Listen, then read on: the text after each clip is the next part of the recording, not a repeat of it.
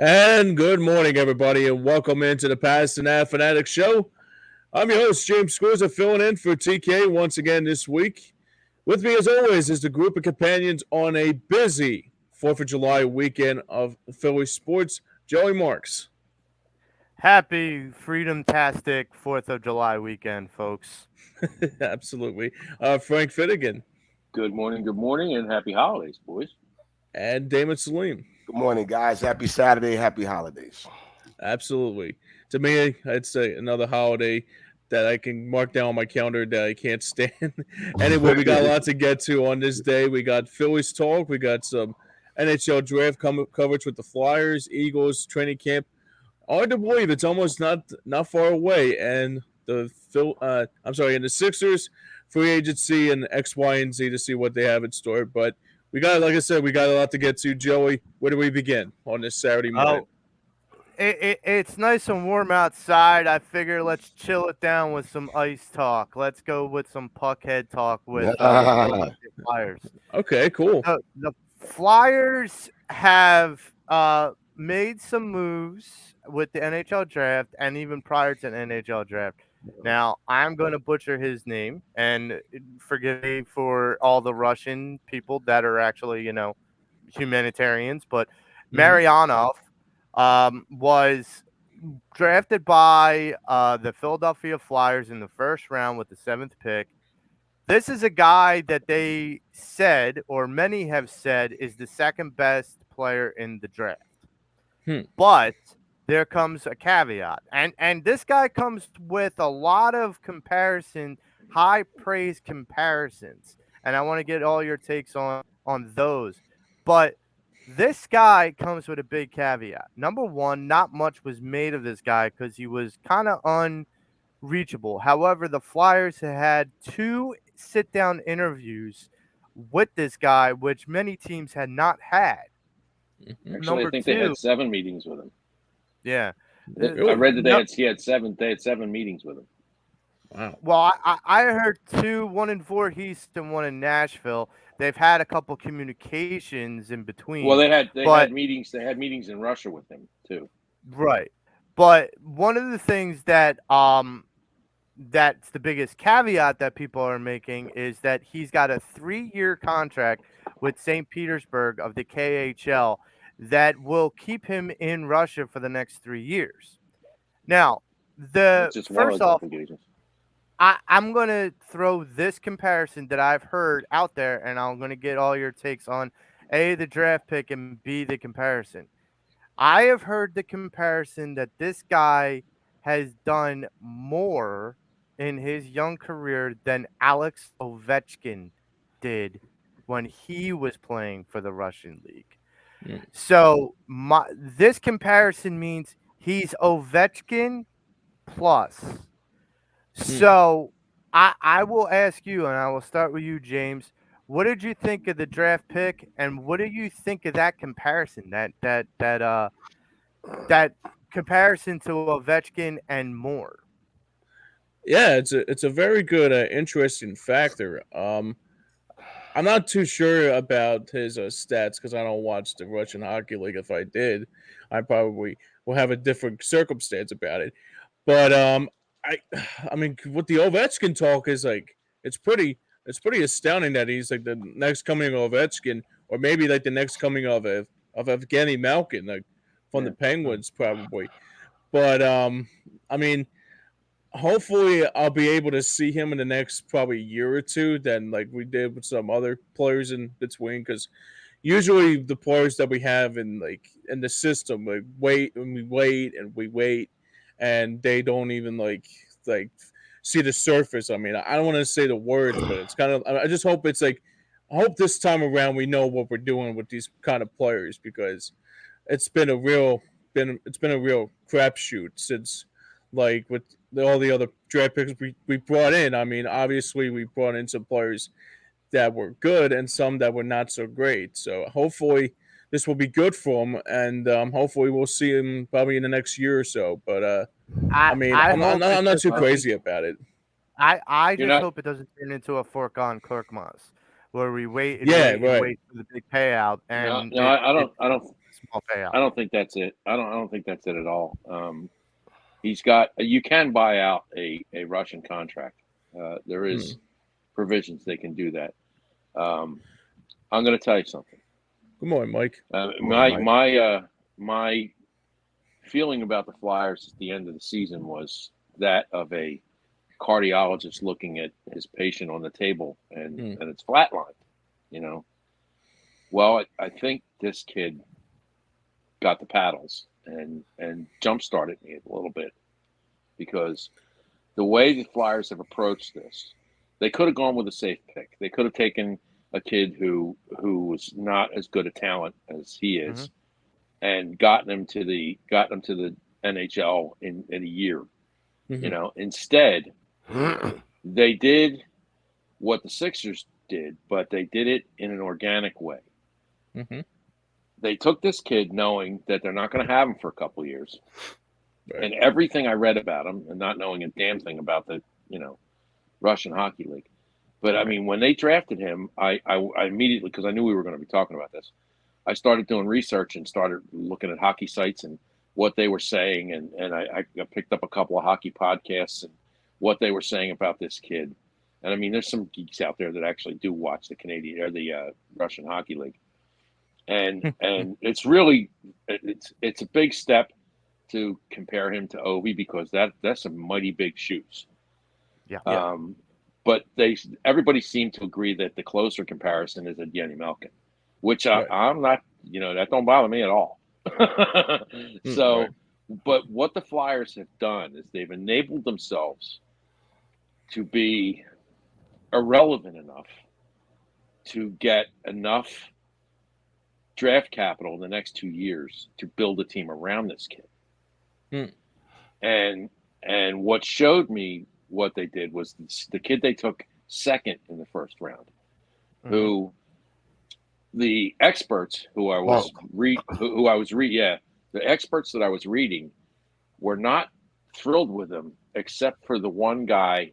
I wish I could remember his name. Some guy from Western Canada said, "Look, this kid doesn't light up the board with, draft me, potentially." He said, "But here's the thing. He plays in the Ontario League." And he said, "And those kids are like grad students. They're ready to play. And this kid," he said, "this kid he's not flashy, but what he is drives wingers to the boards and takes them out of play." Yeah. He said, "This is a shutdown blue line defender." And he said, "And it's something that the Flyers desperately needed. He's not going to be an offensive defenseman. That's not his thing." He said, "But if you're heading to the blue line and you're on his side of the ice, you're out of the play." Yeah.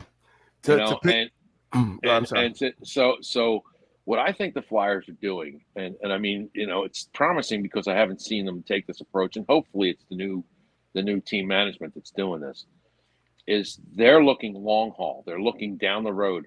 So 4 years from now, we're going to be the Penguins. And that's going to mean they're going to have to trade Carter Hart. So I hope everybody wraps their head around that. We're going to get into that. We're going to get into that shortly. Maybe not necessarily. A couple things. So Jason Martinez was on the with my favorite guy, Tunis and Cuz, and he said something profound about this kid Bunk. He said, piggyback off of Frank, said he's a defenseman, like he's known for that. If you go back to what Jonesy said, he wanted to build that blue line, and so you get a kid in that system with a coach like Torch. I haven't seen him play. I'm not going to sit up here and pretend. I'm listening to those who study this, right? That's why I was picking up on hockey podcasts. Right, trying to get some feel for them. And then Mitchkov, who we drafted 7th overall, James. I heard Ovechkin, I heard Malkin, but so word on the street was this: play is awesome, but because of the situation that's going on in Russia right now, they said Joey, he would have gone second to Connor Bedard, right, from the draft. Yeah, he was 1A. If you could somehow remove what's going on in Russia, because now I missed this part because I was tuning in a little bit and listening in on this stuff too. Ironically, the other night during the draft, in that something happened with his father, with Russia, and then he told. I listened to his speech. He said he wanted to be a Flyer, and he told his dad he wanted to be a Flyer. So, to what Frank was alluding to, they was somehow contacting him over the period of time. But you're right, Joe. Yeah. They did actually have those meetings with him in Tennessee, Nashville, excuse me, where the draft took place. So I agree with Frank, man. I think it's if you know, for the Flyer fanatic fan, it's not a tank in the sense of the process with the six No, it's not. strip down to get draft picks and build up. But what it is though, it you know, someone said they think they got Jim Jackson was on. He said he think they can make the playoff. I don't necessarily agree with that. I think they're a year or two away from making the playoffs, if you will. But I like that this direction. But there's another kid, James. I don't know his name, that the Flyers have over in Russia. He's a goalie, and I heard he's on fire, and they can't. Yeah, get that kid's a beast. He's a beast. And He's so huge. Yeah. that kind of raises. I heard that too. He's huge. He's almost as big as the net. The guy's like 6'8" or 6'9" or something. Yeah, Like Wow. he's a I beast.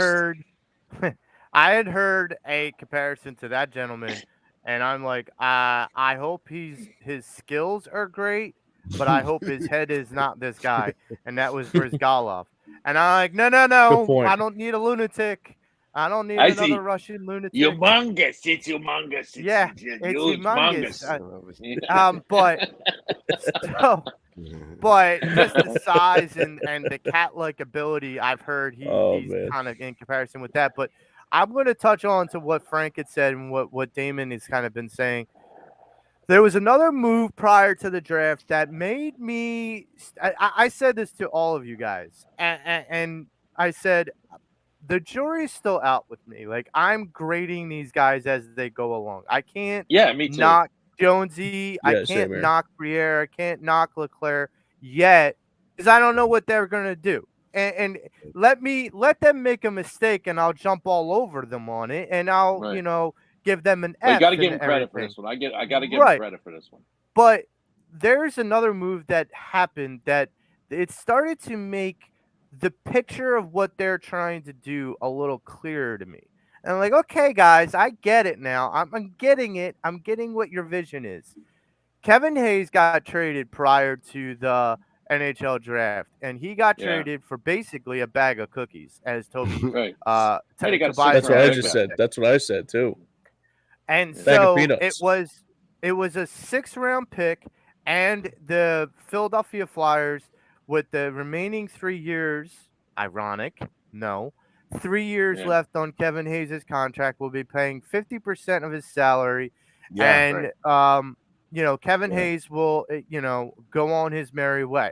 Now, Right, it was a here's salary. where here's where I feel like I understand the vision a little bit more. Two things come into play, and Frank brought up about Carter Hart. Now, Carter Hart's still a young man. However, Yes, he is. it's not naive to believe that you still want that chip on the table in case someone is desperate enough to give you a king's ransom. So what did the You don't Flyers have to be do? desperate. Yeah. Well, I mean, some GMs are dumb and some GMs are desperate. So it depends on which one comes to the table. Right. But you're not going to get a bag of peanuts for Carter Hart. No. But No. the 2nd and 3rd round draft picks for your Philadelphia Flyers were 2 goaltenders. Mhm. One who's 18 and one who's 19, I believe. And you're talking about, okay, well, why get 2 back-to-back Garnison. goaltenders? So the reason why is because if Carter Hart and that offer comes around and you take it, that 3-year window becomes really prevalent when one of those 2 goaltenders comes up when they're 21 or 22. Exactly. In 4 years, I see, just like Frank said, I see this Flyers unit coming together, not just with the young talent, but with the idea that you're going to be able to have money freed up to bring in veteran talent that's going to complement this young talent, this young core. We talked about it before, James. Is what did we say that the Flyers have to do in order to have a sustainable future with this rebuild? Rebuild the farm system. Go Right. from the bottom up. Who cares if the Flyers are like got 10 wins next season? If the Phantoms are doing better, that's what we're really going to be watching Yep, is what absolutely. the kids are doing. And so Yeah. that's where the eyes should be. So my question to you guys is, do you as Flyers fans have the patience to wait 4 years for this team to come back around and be playoff contenders / Stanley Cup contenders? Frank, I'll start Well, with you. well, look. I mean, you're asking me if I have the patience. I mean, we've seen what throwing money in a bad situation has done with this team, and it's not done them no good at all. All it's done is put them in cap hell. It's saddled them with older players. It made them slower, and just from watching what they did in the draft and who they took and what their mindset is, and as far and getting rid of Hayes, tells me that the Flyers have all recognized that the guys in the front office now recognize that doing the same thing is insanity. Okay, it's going to take a lot to get a lot of people back on board. I like the way they've started. It doesn't matter whether I want to wait 4 years or not. I mean, I've often said the Flyers are 5 years away from being 5 years away if they keep doing this, but they've now cut away that 5 years away on the back end. You know, the Flyers have taken moves that could make them very, very, very relevant in the next couple of years, but they did it in a way that in these next 2 years, they're going to be bad. They're not going to play well. They're not going to have a great record, but they're going to be near the top of the draft, and they have 2 picks again next year. You know, and they're sitting on probably one of the best pieces in the league that's tradable, most valuable pieces, Carter Hart, because you're going to get 2 different kinds of teams that are going to want Carter Hart. You're going to have a team that feels like they're close enough to really threaten, and they need a goalie, in which case, if they're that close and they're threatening, that means they're not bringing their minor leaguers up. The kids in the minor leagues are stuck because the roster's full. In that case, you can pick their minor league teams clean of the best talent. Right. Or you can take a team who is building and goes, you know what? If we take Carter Hart now, we'll be good in 4 years because this is what we have, and we'll build with Carter Hart, and he'll get continuity with the team, in which case you're going to be taking their draft picks. You know? So my thing with that is this in regards to Carter Hart, and you bring excellent points. So when you look at the team as constructed in going off what you said in 2 years, so in that 2 years, I would like to see them, you know, even if they're competing for the last playoff spot. Now, you still have at that point, Carter Hart will be 26, correct? In 2 years? Yeah. He's 24, Yes. right? Yep. So if the goal is for them to be even better by the time he's 28, now you then look at that and go, okay, we have what Joey mentioned about these other you know, goalies in the minor leagues, and then if you decide to move him, you can grab other draft picks, obviously, or players to replenish that. But what if somehow it's expedited? It moves a little faster because to trade him because you're going to get, chances are you're going to get a king's ransom for him. You're going to get a king's ransom for Carter Hart. But so what does that do for you in the now in terms of moving? Say we're 2 years. Say now we're 2 years ahead. So 2 years ahead, Flies in the playoff. So what does that do for you then? As far as do you keep him if you got a chance to be even better? Because that's because he's a damn good goalie, and I think he could even help those younger guys with his goal, because you guys know this. But I mean, James takes a lot of shots. I mean, you know, so that's true. You want to cut that down, right? So if he can get better at that, and then they still have to, my point is they start to build some type of chemistry. Is it good to remove that? We don't know, but I'm just putting it out You're right, Dane. But the problem with the Flyers is they have so many holes that were left from the mismanagement of the last decade in that team that you really can't. It's like a losing baseball team having the best closer in baseball. He's being wasted. His abilities are being wasted. And do I want to see Carter Hart traded? No. But because I know the kid, he's going to wind up coming back and biting us in the ass, 6-7 years down the road because he's that good. Yeah. Okay. Bobrovsky. Yeah. But the difference is this. They have so many holes and so many things they have to build that when they get to 3 years from now, 4 years from now, and they're becoming relevant again, I want the average age on this team to be 25 years or younger. Right. So we get a 5-year run out of them. Maybe 10. So one thing about the Flyers, when they put something together to cut you off, those teams last. Yes. They sustain a nice drive over. So if they do it right, and I mean, there's no way Torts is going to tank. Torts, that's not in his. He doesn't. That word doesn't. That word doesn't exist.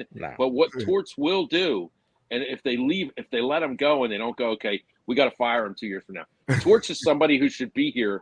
He should be here for the next 5-7 years easily. Yeah. Because Torts will do something that no Flyers coach they've had in the last 10 years, and he's going to build a culture.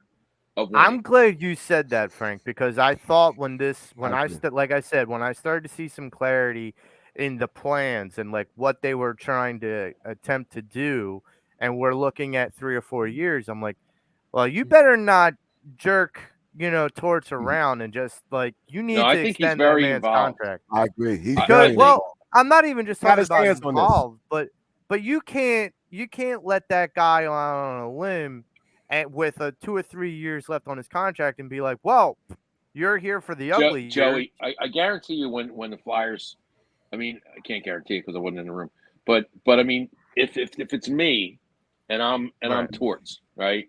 Right. And they're getting ready to make this change, and they hire Jonesy and they hire Briere. Yeah. It's younger faces, they hire Lindbergh to come in and do player development. I guarantee you Torts went to them and said, look, I'm not tanking for anybody. You give me the players, and I will build the culture in them to win and play hard.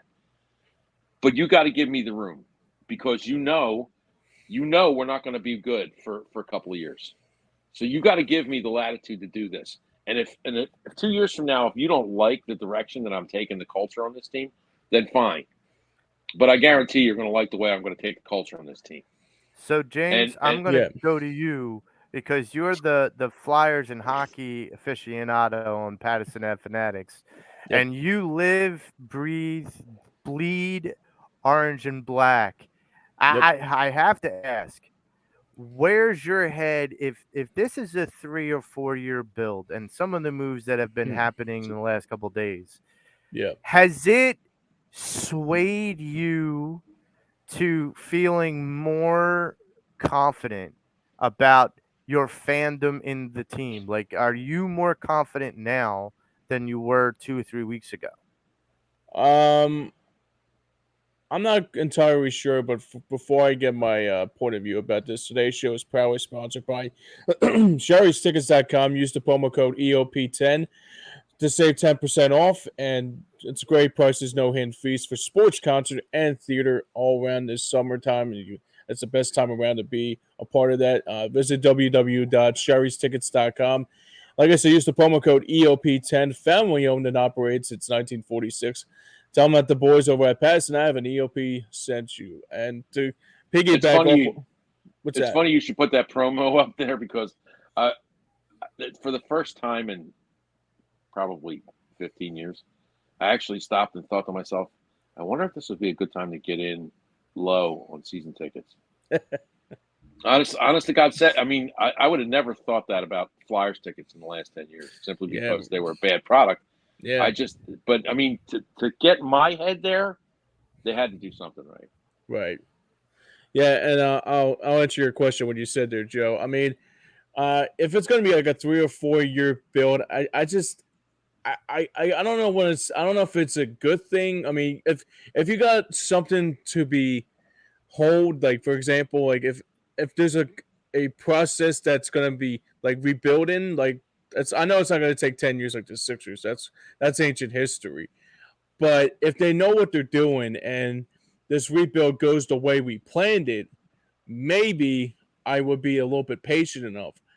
But honestly, it's like saying the words "trust the process" again. I can't trust my gut with that sometimes. Well, you know what, Joe, James, I got to tell you, it's different than the process.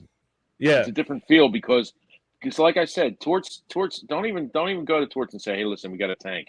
He's not going to do it. no, He's going to drive his players to play hard. right. They're going to be incapable of playing against the Well, best no, talent in the league, and I- simply because they don't have the talent that they need. Okay, they're not going to lose because they want them to lose. They're going to lose because they're just not good enough yet. Exactly. But he's going to build a culture of winning. He's Yeah. not going to accept what they're doing. He's got to eat it, but he's not going to accept it. I will say this, and I don't want to get off on a tangent. I do recall Brett Brown's teams. Yeah, They played hard. yeah. I cannot say they did not. There were games that they were actually in, but because of lack of talent, they just couldn't. But those dudes did play hard for him, man. Okay, I don't ever question an athlete's desire on the court. And The I hold up, athlete and the I'll say athlete that doesn't because care. They're going to play the game. because those dudes had to play hard because they knew they were auditioning for other teams. Right. So it wasn't like they won.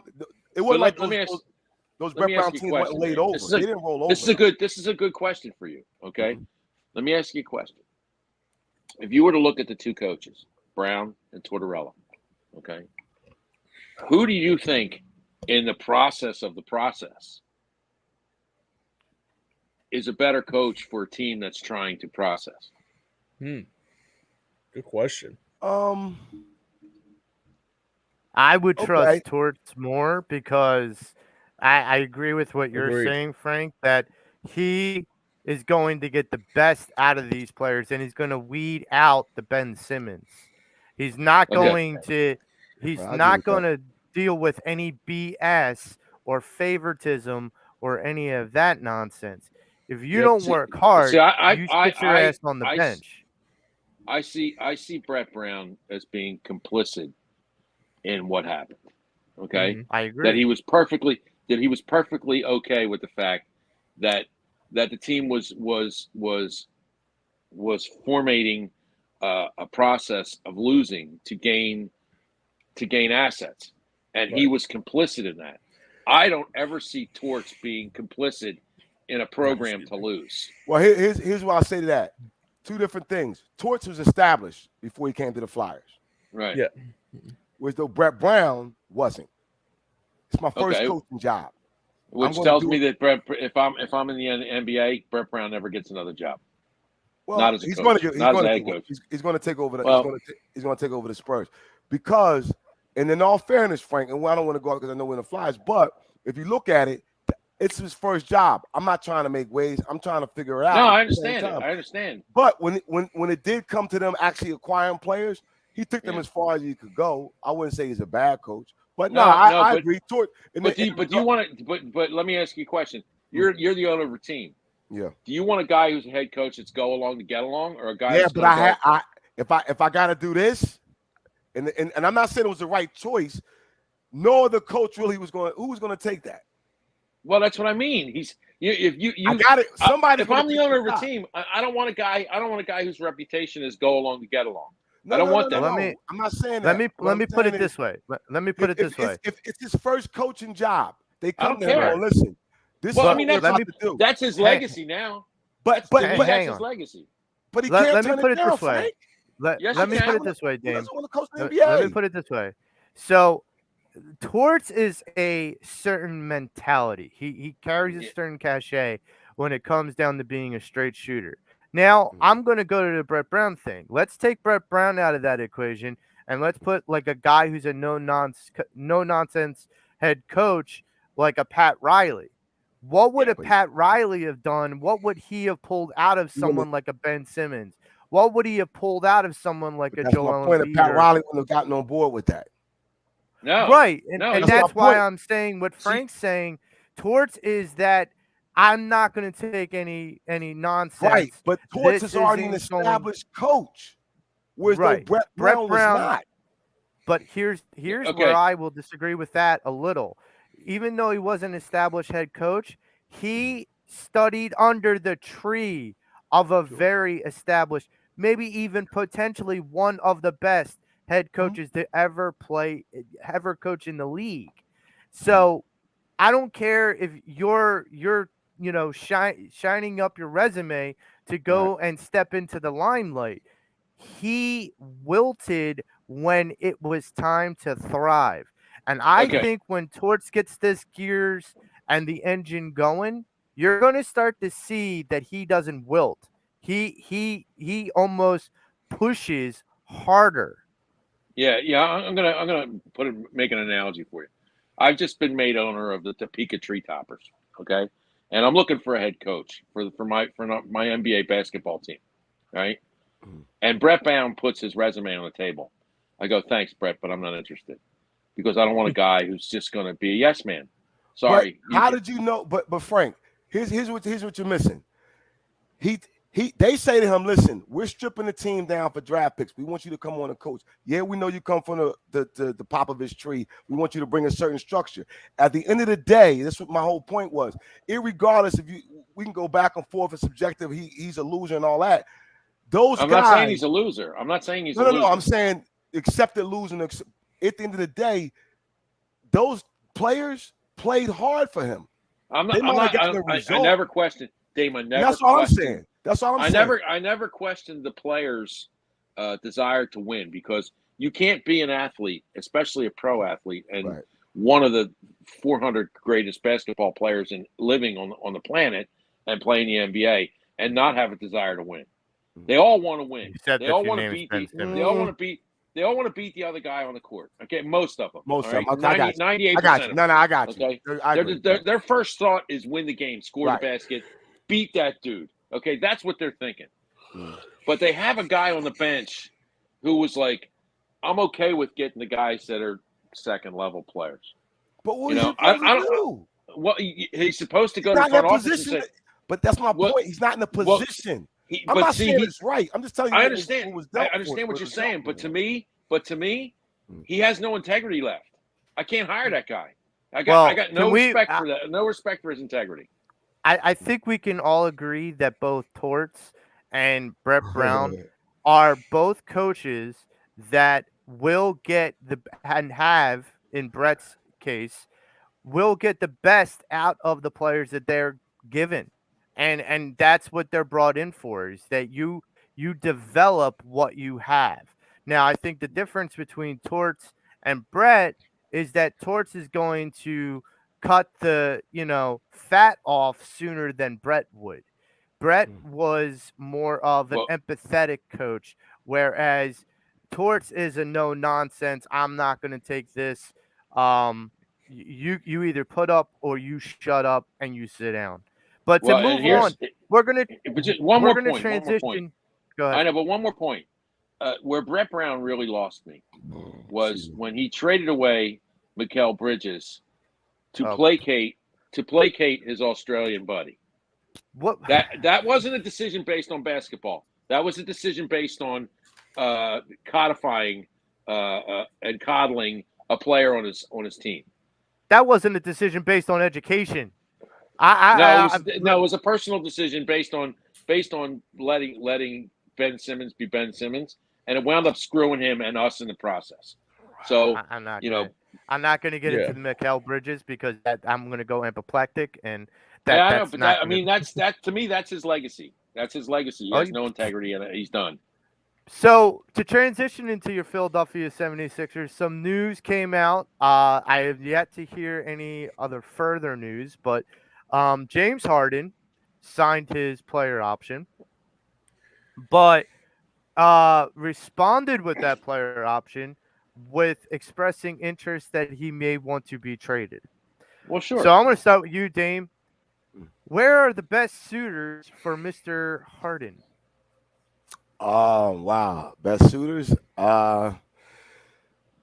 Depends on what the Sixers need and looking for. So, word on the street is the Clippers are in play, and that. So when it first dropped Thursday afternoon, that he opted in, and the teams are talking about trade scenarios. So many stories have come out since the drop.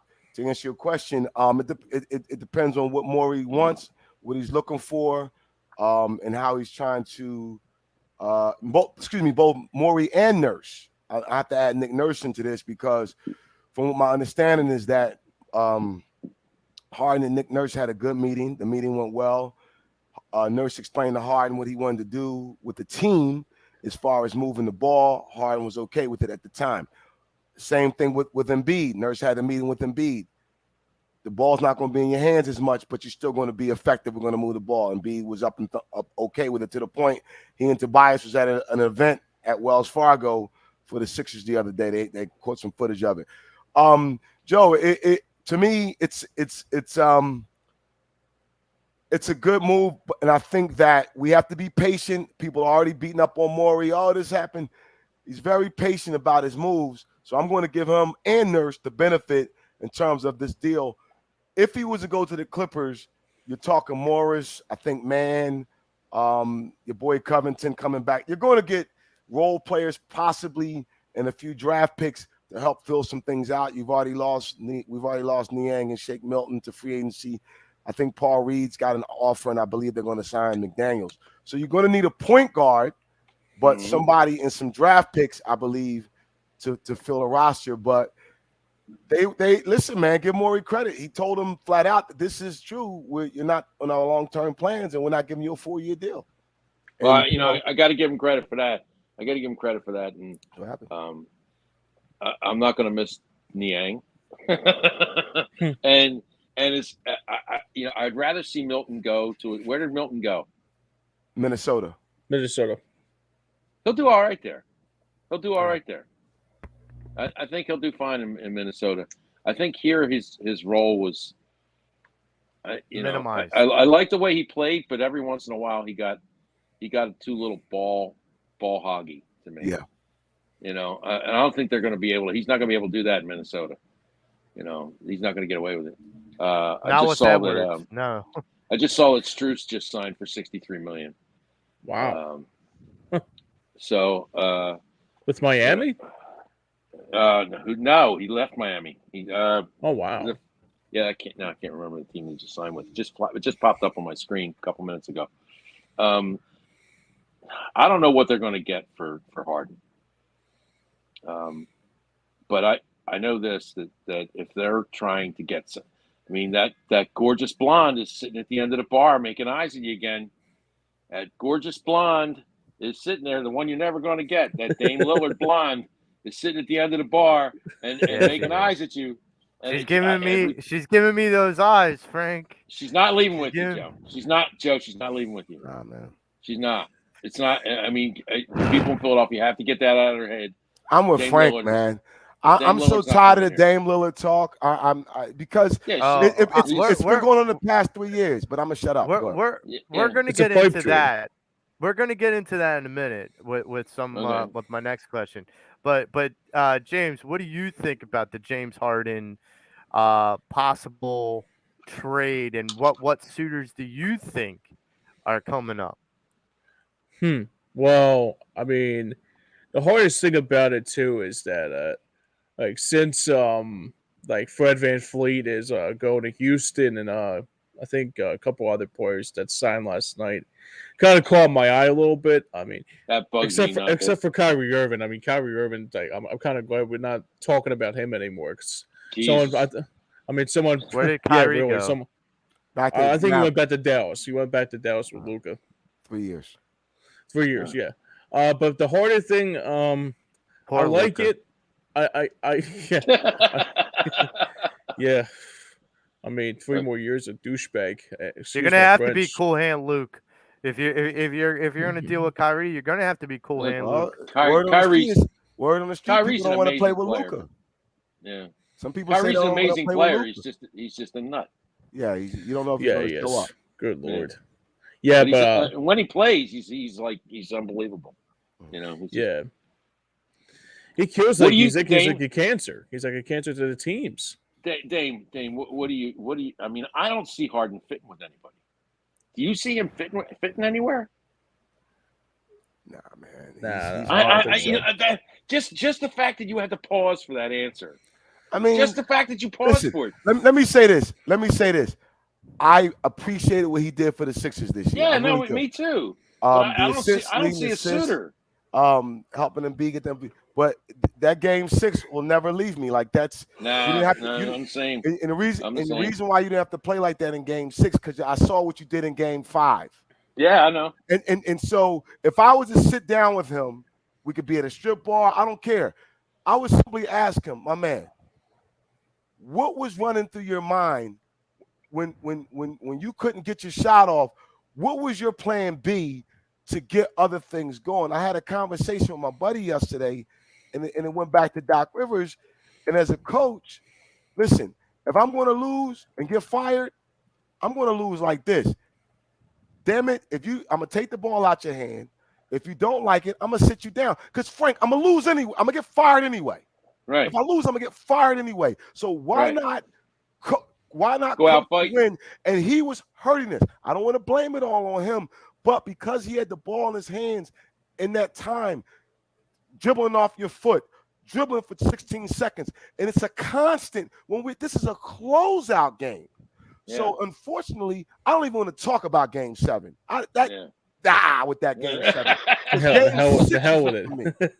So okay, if you get as angry as Damon and you put your fist through a TV or plate glass window, you might want to call a good lawyer, James. Yep, exactly right, buddy.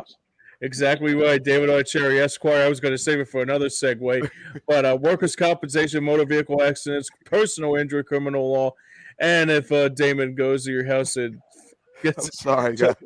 Tries to tell you about James Harden's Game 6, give him a call. You may need. I'm keeping Dame away from my big screen. Yeah. No, I have an excellent record. I've yet to break a TV in my lifetime. God bless you, man. Always the first time. That just means you're due. That just means you're due. That doesn't put any relief to me.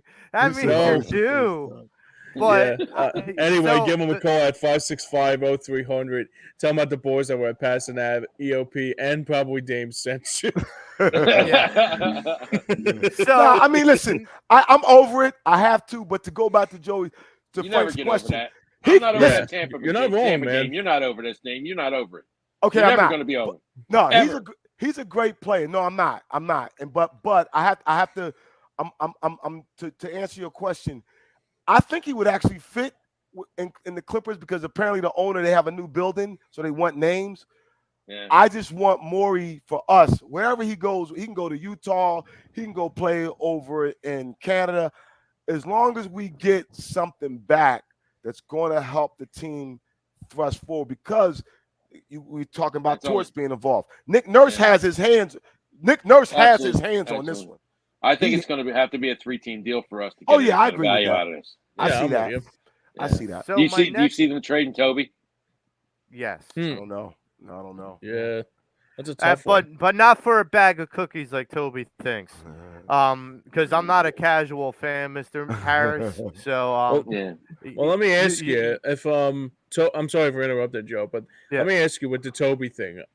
Like, if we trade him, right, what player will we get back in return for Toby? So, James, I'm glad you asked that question, because that leads me into my next question, which is, if in a perfect world you guys were able to be Daryl Morey and forget about the impossible things, just think about what you would want to see happen. What would be the biggest and the most blockbuster trade you could think of that you would do for the Sixers right now?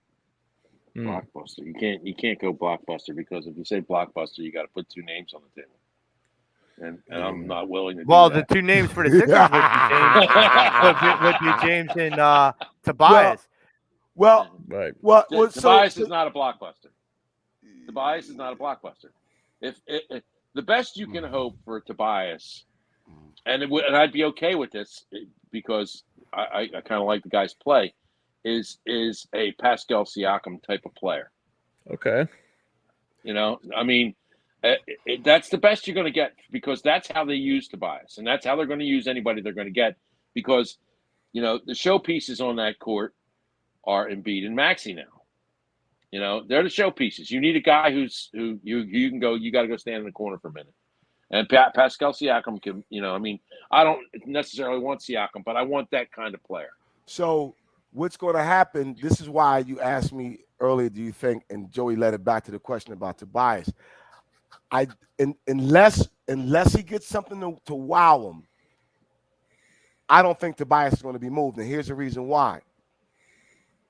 One, that contract is still a chip that you could use later on down the line, right? You don't have to rush that. Yeah, but it gets him less and less valuable in a trade the closer you get to the season starting. Yeah, and then if you might say, so that's because next year's free agency is way better. So you might hold it frank to say, okay, such as team A knows they're not going to sign player X. Yo, listen, take Tobias money off the book, Sixers negotiate. All those things happen, right? Yeah. The other thing is, word on the street is Nick Nurse likes him. And I thought about this immediately. I said, that he's going to use him like he used Siakam, bringing him up as the point forward. No, he's not Siakam, but he's going to use him in that role. And I can see that. Yeah, he's not quite as athletic. But I can see him because Tobias has done it. You know, the other night I'm watching Thursday. They were doing Kawhi Day. And they showed Game 7, right. And they edited it down to an hour. That was a good team. Now Joey's nephew, who doesn't like to shoot, was in the post so many times. And you don't put him in my family tree. Oh, my bad. I wasn't supposed to tell people. Don't put him in my family tree. It's better enough that a guy that has my last name traded for him. Bad enough. We're disowning Sean, by the way. Cousin Sean is like the cousin of the Marks clan. Don't. You gotta have to change your name, dude.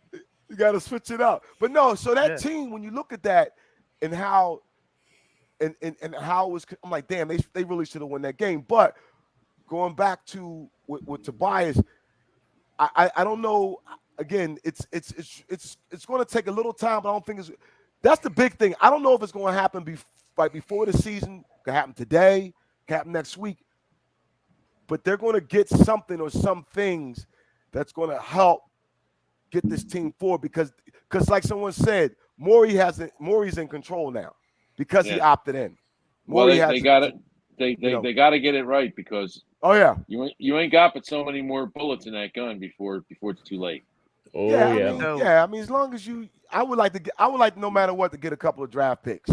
You're not going to get. No, they don't need draft picks now, dude. They need players. No. I'm saying in addition to the players, I need some draft picks if I can. Yeah. That goes to your point about the other team. Now, here's the other thing. People immediately when they heard Clippers thinking Paul George, who I wouldn't want, but no. They're not going anywhere. No. And they can keep Paul George. They can keep Kawhi. Because you talk about injury. No. Right. Okay, so then my dream scheme is probably out the window in Dame's mind. But the blonde that I want. That blonde's not leaving. That blonde that I want isn't the one at the end of the bar. The blonde that I want is in the wheelchair over near the table in Kawhi Leonard. And Paul George. Is she handicapped, James? When he said wheelchair, man. Listen, I take that personally, man. You looking for pity here? No. But like people look at Kawhi Leonard and Paul George as broken down, as though they're in a wheelchair bound. And I don't know. I don't see it that way. I don't know if it's worse. I honestly see it that is it slightly used the wheelchair. I see Kawhi Leonard and Paul George on this Sixers team as formidable assets, especially if you're talking about holding on to a Maxi and and look, because of their injury history, doesn't that lower the market value for what you're going to have to give up to get them? Nah. Because here's the thing. Last night on the Divine Show, somebody called up and said, I swear to y'all, trade Harden and Embiid to the Lakers for LeBron, Anthony Davis, and then you can draft Bronny so he can come up with Maxi. I wanted to crash. Stop. I wanted to crash my car deliberately. Stop. And raise my premium, Frank, on my car. I'd have been behind. I'd have been rear-ending you. You out your damn mind. The only other trade that makes less sense than that was something I had thought of in the very beginning, and then I walked it back quickly because I'm like, does that make any sense in the long term? And that is trading Tobias Harris or James Harden, one or the other, to Minnesota for Big Cat, and go get Karl Anthony Towns, and you pair him two big athletic 7-foot beasts that can both rebound, that can both shoot the three, and are both very versatile. But then I go, look at what Gobert did though. For when you put a Twin Towers in place, like I don't need Karl Anthony Towns to be the next Rudy Gobert on our team. I'm like, no thanks. Joe, well, I forget you, but do you remember Hakeem and Ralph Sampson? Yeah, I do. And Bill Fitch, former Celtics coach. Yep. Coached those guys. Yeah. It would have probably worked. Unfortunately, Ralph Sampson kept getting injured. Yeah. Well, that would be Karl Anthony Towns or Joel Embiid. It didn't get. It had a small run. I want to investigate that at some point because that was the biggest. That was the original Twin Towers. Yeah. Yeah. And it didn't work because he was injured, often injured, unfortunately. Yeah, he got beat up a lot. But when he was playing, though, I got to tell you, Damon, it was great. He was great coming out of Virginia. Oh my God, he was Mr. Virginia. Yeah, he was. Yeah, he was. So James, who do you see as the dream scenario for a trade for this team that you would I'm not going there. I really am a big fan of Jalen Brunson. I would love to see if he comes I would not here. mind seeing Brunson come here. Yeah, I would like it. I mean, he went to Villanova. I mean, he knows the background of Philadelphia. I mean, if I want to get McBridges back.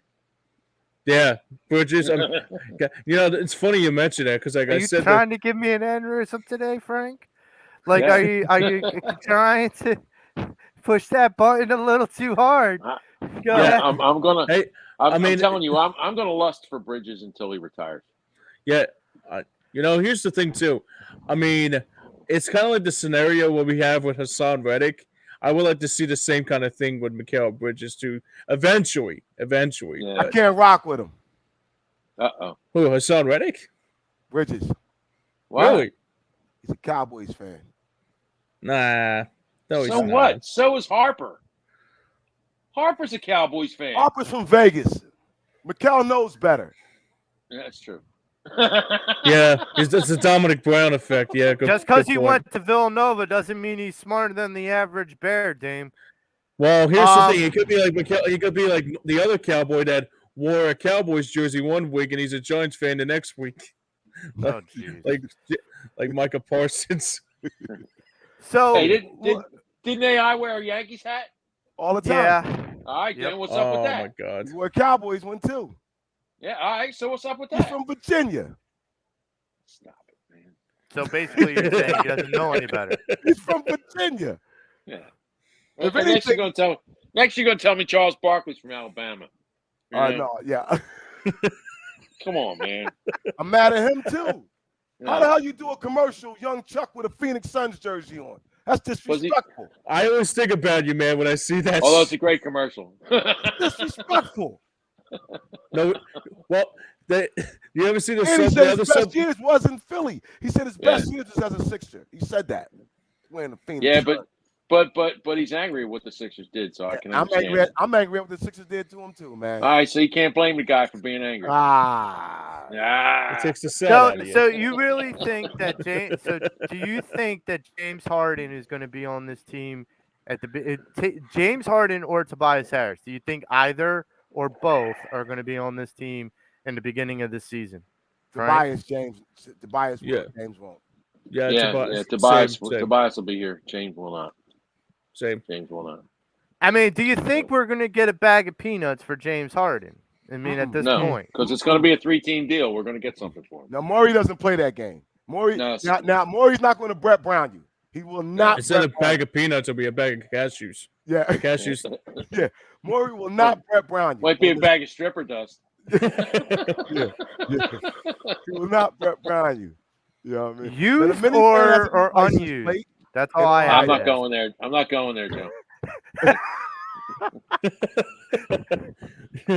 But get ready for the fat suit. Get ready for the fat suit. He really does hold out for value. Yeah. I've heard from at least from the idea of a Clippers trade. I've heard of Terrence Mann's name being thrown around, which doesn't. I don't hate it, but I don't like. It doesn't move the needle for me. As far as you're not gonna come out on top on the deal. Right. You're not. You know, the best you can hope for is solid, equal value with youth. And they got to factor in contract. Yeah. I'm going to go back to the blonde at the end of the bar, Frank. Yeah. Why isn't she coming home with me? I want to know why Dame Lillard cannot be a Sixer. Your wallet don't go that deep, dude. I have $60 million. That's not. How is that not deep? It ain't fat. It ain't fat enough, my man. She's looking for more zeros and more commas. I got 65 to $70 million that I can give to Portland. And think about it. They just got this kid Scoop, where you put Harden with Scoop. Yeah. I mean, how far is that going to make him go? Like, how far is the needle going to move there? Frank's like, yeah. I can't do it. I mean, I want Dame Lillard so bad, but I know that blonde ain't coming home. She's just not. I don't want to give up Maxey. Look, she's leaving with the guy with the Lamborghini now. Yeah. I mean, like, you know, I got my Chevette out here. You think she's coming home with me? Chevette. I got my Schwinn outside. You mean to tell me she's not going to ride on the handlebars? Oh my God. Yeah, so he checks in one more time and he says, I'd rather get $35 million. I can get the waitress with my Chevette. You can't even get the dishwasher with your Schwinn. Hey, from one dishwasher.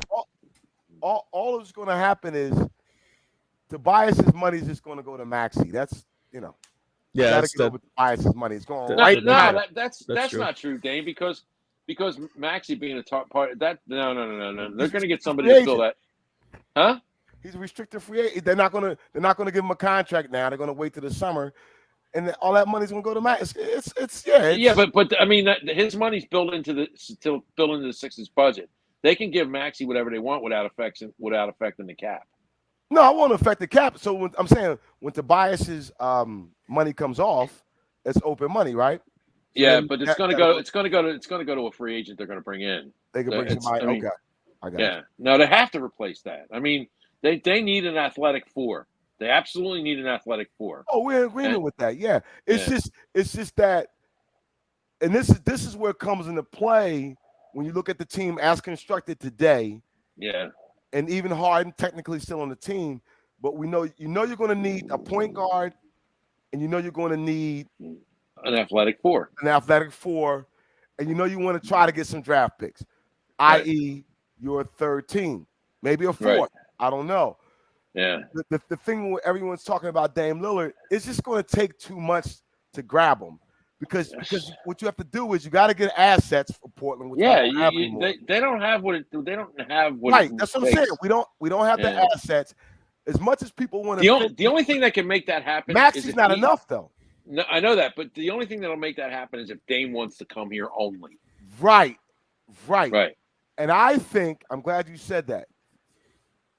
I know he's tough, he's Dame time, but everybody doesn't want to play in Philly. There's a Yeah. reason. He could have been here 2 years ago. Yeah, he could have been.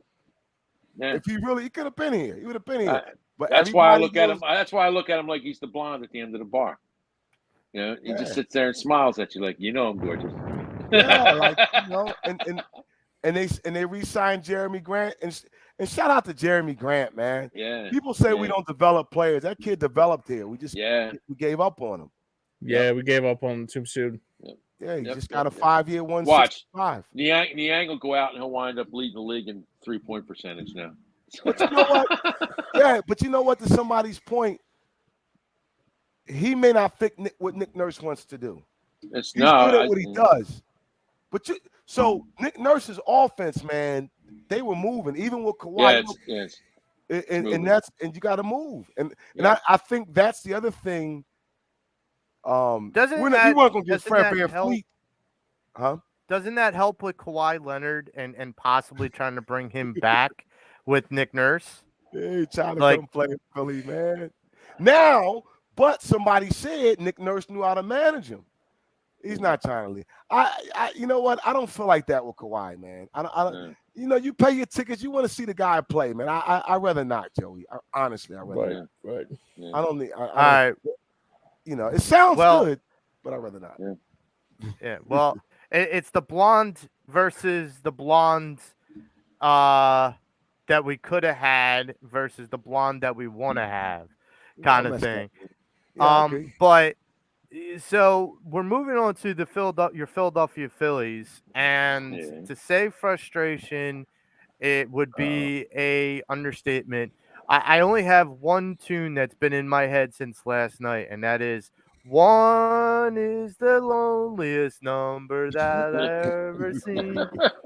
Because look, the Phillies can only score the Phillies could only score one run, and they lost by one run to the Washington Nationals. Guys, I'm gonna hand it to Frank. Explain to me why we can sweep the Cubs, who I feel like are a better team than the Nationals, but we can't score more than one run against the Washington freaking Nationals. That's a basic ball. Explain it. I'm gonna tell you, that's a basic ball. It happens. It's a basic ball. Look, you can't. You look at the baseball season, and you can't look at it in micro. You have to look at it in macro. Okay, you're going to get a game like this. You know, Washington's not going to lose every game to the Phillies, and the Phillies aren't going to win every game against Washington. Well, last night was that night. Okay, they wasted a really good effort by a minor league pitcher who's kind of showing some stuff. Right. Now, tonight, you know, they got Wheeler going. They got Wheels Up going. And, you know, I mean, there's a lot to play for because Diesel's in the house after the game. You know, you're going to have Diesel out there. My kids are all going to the game, and they're going to see the concert with Diesel playing it, you know, after the game. They have to win for Wheels today, and they got to win Sunday. They got to take Shazam Live. That's right. Shazam It's Live. Diesel, man. That's Diesel. Come on now. It's Diesel. So I'm just saying, for all you folks that don't know that reference, go look up the movie Shazam. Yeah, you can't judge the Phillies. Yeah, you can't judge the Phillies by one game last night. It's too hard to do. No, what you have to look at the Phillies, and you got to go macro on this. And we talked about this pre-show, is the 6 games leading up to the All-Star break. Right. They got to come out of those 6 games 4-2 at the worst. Yeah. Or it's going to be a very long second half of the season. They need to take 2 or 3 from Miami because Miami's right ahead of them in the division. I'll ask this. What's your evaluations, all of yours? What's your evaluation of the Phillies' first half of the season, Dame? It's been up and down. I'm going to give them for the first half a solid B-. I say that because you lose a guy, and we can do the woulda, coulda, shoulda and Reese Hoskins at the top of the season. Yeah. You didn't have Harper. It took Turner a minute to catch his rhythm. Still trying to figure out where Schwarber is, but he's successful at the top of the lineup. 20 points less than last year. Yeah, and Castellanos, thank goodness he found his rhythm early on, because it could be. But the other thing is, your pitching's gotten better. Even Nola, although he had another the other night, but I'm giving that's my B-, Joe, because they're starting to, like, the month of June was a really good month for them. I mean, a really good month, and now you just want them to continue to build upon it. So I'm going to give them a strong B-. I'm going to say strong B-. I'm going to give them a B-, but it could have been a C+, but I'm giving them a B-. That's my grade for them, a B-. Because they're still in it. They're still in it. Yeah, I'm right there with Dame. I think that's a very good understanding of what this team could be in the next couple months. But as the hindsight being what they're going to look like after the fact, I mean, the hardest thing about it too is that once you're like the hottest team like they were last year, it's hard to contain that. So I think that's the one thing that's really going on in Cincinnati right now with the Reds and all that. But the thing that makes me kind of annoyed a bit is that, like, they play. I mean, look, I understand you can't be harping on one game like Frank said, and I mean those games like happen like all the time. I mean, one time, but usually when the case being is that what the Phillies need to do as far as grades are concerned, I say around B- too. Yeah, I look at it. I look at it at the end of May. They were a D. Okay. Right. And they were. Yeah, Frank. Yeah. Good point. Okay. And after the month of June, and I talked pre-show about this. When I went in at the end of May, I said they got to win at least 17, 18 games in June to come back, because they were on a pace back then to win 70 games. Now they're on a pace to win 86. Okay. So Dame, that takes my grade from a D to a solid A-, because they had a really outstanding month, and they did some things. They did some things that showed me, okay, there's life here. But the reason they ain't getting an A or an A+ is because I don't understand what Nola doesn't understand about the fact that he's in a contract year. I don't get that. He's supposed to be putting out, and he's not, which shows me the kid doesn't have heart. Okay, which means he ain't getting a fat paycheck from me at the end of the year. No. And I'm more than a little bit concerned that Harper's power stroke. It's been since May 25th since Harper hit a home run. Yeah. He's gone longer than a month. He's gone longer than a month, and he's pressing now.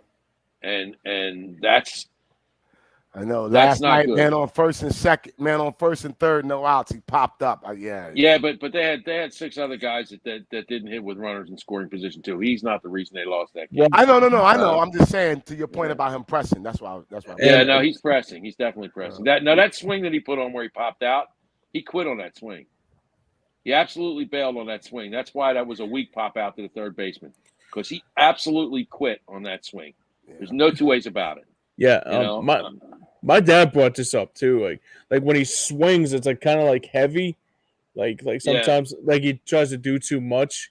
His swing is not like as like obviously like it was last year. And I think it's probably like he probably came back from the injury too soon. You think the braces affected him somewhat? I don't think it's the brace.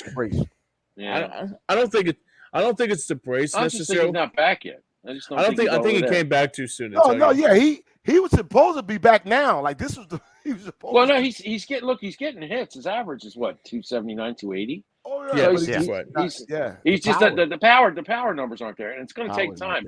And what I don't want to see him do is I don't want to see him overswing and hurt himself. Right. Let it come back naturally, man. Let it just happen when it happens. About it. The problem is they don't have anybody filling the shortage in the power numbers. Well, which tells me that they got to make a trade for another bat. Well, and I mean, The best name Yeah. out there for me, Goldschmidt. I would Well, take Goldschmidt in a heartbeat. I just heard yesterday. If you don't get Goldschmidt, they didn't say it like this, but they may bring McCutcheon back, and he's having a good year in Pittsburgh. No, Yeah. you can't bring Kutch back. I love Kutch, but you can't bring Kutch back. You can't bring Kutch will give you 4 good weeks, and then you got to get the crutches out. Man. You know. So I we're mean, gonna he's do just- rock, paper, scissors again. So, yeah.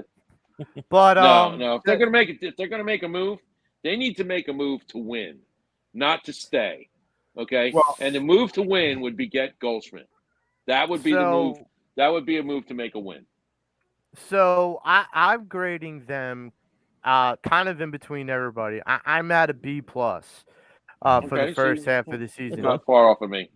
So one of the main reasons why I'm even grading that generously is because some of the starting pitching is starting to come around. Really come And around. Yeah. that is encouraging because Yeah. regardless of your hitting and how that comes on and goes away and how frustrating that can be, if you have really good pitching, sometimes that Makes can up be for it. more sustainable throughout the season because you Yep. can get into a groove. And the other reason why I grade them with a B plus is because I get the power numbers, but if you would have told me that Harper was going to come back like prior to the season, that Harper was going to come back almost 2 months prior to his original date that he would come back, and he would bat 280, I would have said, Yeah. I'll take it. And I didn't Yeah. need to hear what the home run numbers were. This Right. is the thing that what people don't understand. I said this last year when Harper went down. I said the cavalry's coming.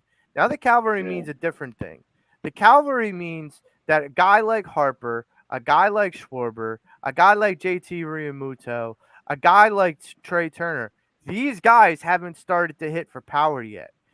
Understand what happens with this offense when that starts to happen, because they are too good of talents to be silenced forever. So Yeah. I am just of an opinion. I'm waiting for the other shoe to drop, especially with that talent, with those Yeah, talents. somebody's got to get red hot. And see, this is where them missing Reese Hoskins comes into play, because this is usually right around Reese could carry this is a right month. around the time of the year Yeah. that Reese would have his 2 weeks of don't throw him anything because Yes. he's going to kill it.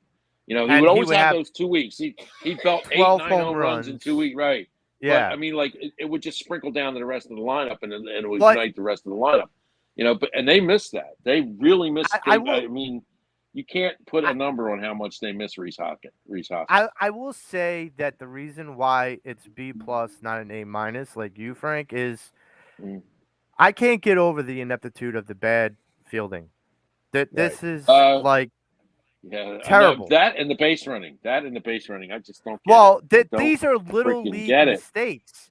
These Yeah. are little league mistakes that these not just professional baseball players, not just MLB baseball players. Something that I believe John Kruk brought up the other night. He's like, it'd be one thing for these errors to happen and these lapses to happen, and it'd be Bryson Stott. You could excuse that because of his youth.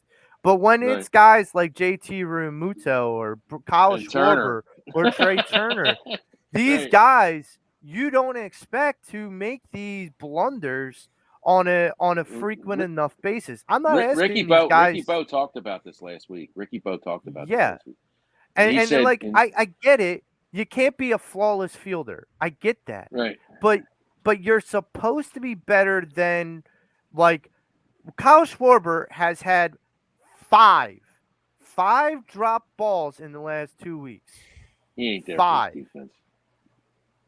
I get it, but Frank, then take him out of the field. You can't. Then take him out of. You can't. Who are you going to play in left field? You got to keep Harper at DH. You can't take Schwarber out of the lineup. You are stuck with your stuff. Greg Luzinski was horrible, in left field. I mean, like the Phillies have a legacy of horrible left fielders. I don't care that Schwarber's in left field not playing well. He's got 19 bombs this year. Okay, that's what I'm paying him for. I'm paying him for him to hit home runs. Yeah, but I don't need him to care if he catch that drops ball, it. Frank, so we won't go. Yeah, I get it. lose. But Lizinski used to drop balls too. But he's Yeah, I going to know. turn around and win games for you. I mean, Yeah, that's what baseball is. Okay, it's just but what baseball is. Kyle But hasn't won us games this year. He's cost us. Yes, he games did. this year. Yes, he did. They had a game 2 weeks ago. They won 1-0. It was the only run the game was scored was Kyle Schwartz's leadoff home run. Stop it. That's just not true. One okay, game. It's just not true. One Stop, game. man. Now come on. But then he had 3 games Somebody where he cut his drops mic balls. off. He had 3 games in the last Right. 2 weeks that he has dropped balls to let in runs off of right, so teams what? that he shouldn't have. Yeah. That the routine plays. I'm bringing up Brad Hall. Yeah. Derek Hall. Derek Hall. He said, "Yeah, he's going to be up. He's going to be up pretty soon." Excuse me, I said Brad Hall. Damn it. Brad Hall is married. I look at the Phillies pitching staff and the starters, and that's the best. This is why I give him the A-, Joe, is because other than Nola, this pitching staff is leaps and bounds ahead of what last year's pitching staff was. They are starters go. So let me ask you guys this. I'm sorry. Let me ask you guys this question off of Nola. Let's go back to the other night. They spot him 5-0 lead or whatever. They wound up winning 8-4, whatever. 8-5, forget whatever he does what Nola does. Right. I'm a Nola fan. I don't get it. Did you see what the pitching coach did? Did you see what the pitching coach did? No. Anybody pay attention to what happened in the middle of that inning? He came out in the middle of the I know inning. he came out twice. No. He came out twice. He came out in the middle of that inning after he'd given up, 3 runs already. 4 runs. And he told Nola, forget about pitching out of the stretch.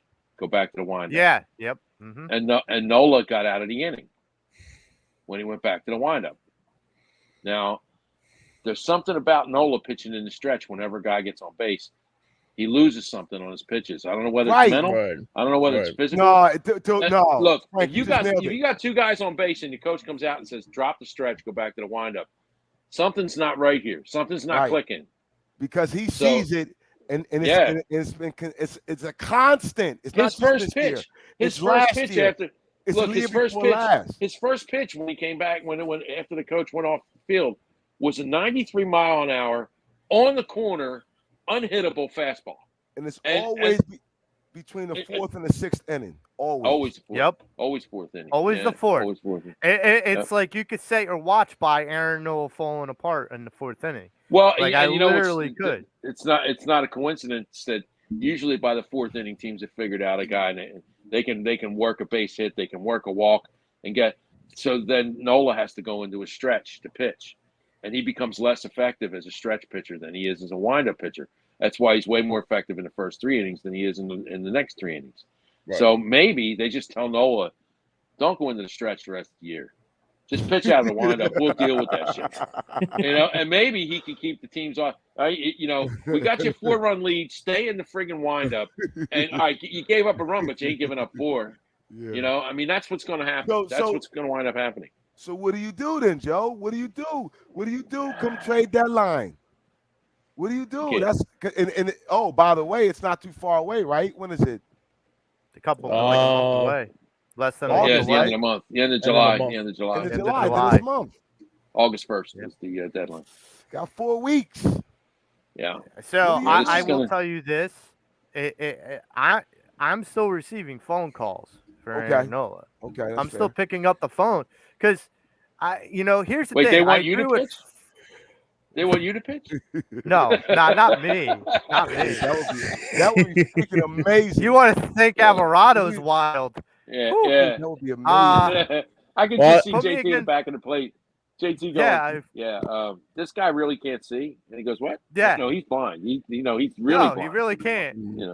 Didn't you know that? He walked out there with a red cane. You didn't see that? Well, listen, I'd be more than willing to pitch against the Mets, because I don't care who I hit. I don't care. I wonder why. Yeah. So, and as long as Angel Martinez or that ump that always throws out any Phillies player isn't umping. I think I Oh got no, some. he's not. I got to tell you something about Martinez. He's not. He doesn't just pick the Phillies out to do this to. He's just a bad umpire. Yeah, he's He does brutal. this to every team. It's not just the Phillies. He does this to every team Yeah, I agree. because So- he sucks. So with what Frank said about Nola, Dame, this is why I'm receiving calls about Nola is because I honestly, you're not going to re-sign him, so you got to get something for him before you get nothing for him, because No, they're They- going to re-sign him. They're just not going to re-sign him for the numbers he wants. I don't believe. I mean, He's not I getting. think He's that, not getting $34 million a year. No, he's not. But again, if we're going to talk about two free agents for the Phillies that aren't going to get the money that they expected to, I would put that more in the likelihood of Reese Hoskins versus Aaron Nola, because Reese wants to stay here and he knows that his market value plummeted after this injury. Yeah, I can see Reese But I Hoskins think the taking a value two-year. for the Phillies to him has risen because we know I we can see. need him. I can see Reese taking a 2-year team-friendly deal. I do can see that. too. Well, see, But I don't see Aaron Nola taking a 3-year No, and team-friendly he's deal. not, because he took one the last time. This deal Yep. that he's on now, it was considered a team-friendly deal. Here's the other thing that I'm looking at, fellas. And I know you guys, Frank, sometimes James, you guys keep up on this. So we're July 1st. Painter's due to come back, Joey. So Not until August. okay, so what that does is not till August. So is it the first week of August, the second week of August? Because at some point he's going to start throwing prior to then, right? I'm sure they're going to. Yeah. But he's throwing Yeah, now, but yeah. he's not pitching. Okay, He's so only as- doing 30 pitches off Right. of level In playing bullpen field. sessions. So Yeah. if you go, Joey's receiving the phone calls, Team X calls and say, I want to give you this, this, and this. Give me Nolan, whomever. You probably going to take back a starter, right? In that regards. But Well, I mean, it may cost you still have Nola to get Painter. Goldschmidt. huh? It may cost you Nola to get Goldschmidt. Possibility. See, but I'm still skeptical about Goldschmidt just because I've heard the asking price for Goldschmidt is way high. Yeah, Like, it kind of happens when you have the way MVP. Well, yeah, but my point is, are you willing to give up very little in the farm system that you have? It may take Nola and Painter to get Goldschmidt. You know what I know. You know what I know about the farm. And I'm not system, doing Joe? that. That's what, You know I what? need Painter because if I'm letting Nola go, I'm going to need Painter. We had this guy pitching on our team. I'm not giving up Painter for Goldschmidt. We had this guy pitching on our team a few years back.